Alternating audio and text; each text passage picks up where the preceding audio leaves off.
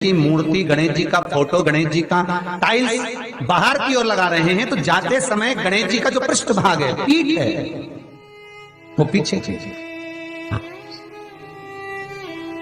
एक शिव महापुराण में आपको पहले एक प्रसंग सुनाया है, सभी लोगों को ज्ञात होगा कि भगवान के सम्मुख में धर्म है और भगवान के पीछे अधर्म का निवास। महाराज, ये दुनिया के लोग जो भगवान की परिक्रमा करते हैं ना, जितने भी लोग भगवान का परिक्रमा करने जाते हैं, मंदिर जाते हैं, परिक्रमा करते हैं, ये लोग मंदिर में जाकर जब पीछे प्रणाम करते हैं तो कभी मौका मिले तो एक बार इनसे पूछना जरूर कि भैया आपने कोई शास्त्र, आपने कोई पुराण कभी पढ़ा है? आपने शास्त्र पुराण का स्मरण किया है? हमारा कोई शास्त्र, कोई पुराण, कोई वेद यह वर्णन नहीं करता कि मंदिर के पीछे हम प्रणाम करें, हम मंदिर के पीछे नमन करें। हमारा शास्त्र वेद वर्णन नहीं करता। और देखे तो लक्ष्मी ने कहा, प्रभु जब गणेश जी के सम्मुख में रिद्धि सिद्धि, श्री, तुष्टि, पुष्टि, शुभ लाभ, सारे धन देने वाले, संपदा देने वाले जब गणेश जी के अग्रण्य रहेंगे तो पीछे बिठाने में क्या दिक्कत है? आप बर दे दो। भगवान विष्णु ने तथास्तु कह दिया। दरिद्रता दुख, तुम्हें वर देता हूं कि तुम गणेश जी के पृष्ठभाग में विराजमान होगे। इसलिए निवेदन है, मंदिर में नहीं, घर के अंदर, घर में जहां सबसे आगे फ्रंट में गणेश जी की टाइल्स, गणेश जी की मूर्ति, गणेश जी का फोटो प्रथम भाग में बिल्कुल बाहर फ्रंट में घर के दरवाजे के नहीं लगाने। क्यों? जब जाओगे तो पृष्ठभाग गणेश जी का तुम्हारे जाते समय पड़ेगा। जीवन में दुख, तकलीफ, कष्ट आते ही रहेंगे। जीवन में कभी भी आप करोगे बहुत कुछ, फैक्ट्रियां भी खोल सकते हो, दुकान भी खोल सकते हो, कार्य भी बड़ा कर सकते हो, पर सफलता नहीं मिल सकती, सफलता नहीं। और यदि आपके घर में पहले से टाइल्स लगी है, मूर्ति लगी है गणेश जी की, हटा नहीं सकते, तो निवेदन है, एक फोटो गणेश जी का जब बाहर निकलो तो अपने, जब उधर फोटो लगाए तो एक फोटो बाहर जाते समय अंदर की ओर मुख करके लगा दीजिए, उससे वो दोष समाप्त हो जाता है। महाराज,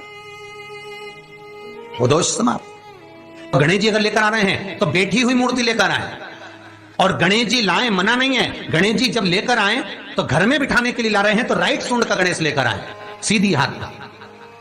आपका सीधा हाथ देख लेना, उसी के हिसाब से गणेश जी को अपनी ओर रखकर, या गणेश जी का सीधा हस्त कमल देख लेना। आपका तो उल्टा मान्य होगा जब आप देखेंगे तो गणेश जी का जो सीधा हस्त कमल हो, उस साइड अगर गणेश जी की सूंड है तो वो सूंड का गणेश घर के अंदर विराजमान हो।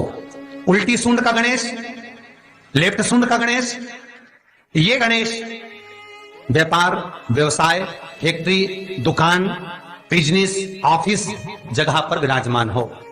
बहुत ध्यान देना, उल्टी सूंड के गणेश बहुत कम बनते हैं। क्यों कम बनते हैं? इसका शास्त्रीय प्रमाण है। कभी किसी मूर्तिकार के पास जाना और मूर्तिकार के पास जाकर पूछना, भैया तुम उल्टी सूंड का गणेश क्यों नहीं बनाते? जितने भी बनते सीधी सूंड के बनते। कभी पूछना उससे, वो बताएगा कि उल्टी सूंड के अगर गणेश जी बनाए, 50 गणेश जी अगर उल्टी सूंड के बनाए हैं तो उसमें से कम 30 गणेश जी अपने आप टूट जाते हैं या बिगड़ जाते हैं। शास्त्र रीति है। उल्टी सूंड का गणेश बहुत कम पक पाता है या मिट्टी का बन पाता। और यदि आपने अपने हाथों से भी उल्टी सूंड का गणेश मिट्टी का बनाया तो 10 दिन पूजन करोगे, 10 दिन के अंदर वो मूर्ति, वो सूंड, वो गणेश जी चटक जाएगा। उल्टी सूंड का गणेश टिकता ही नहीं है, वो बीच में से खंडित हो ही जाए।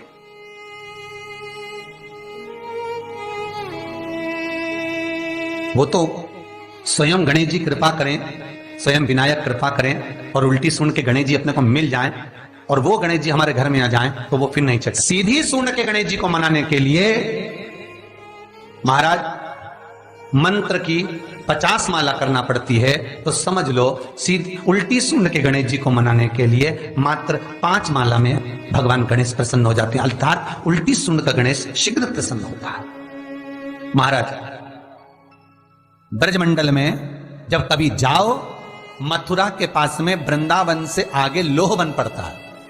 कौन सा वन है? लोहवन।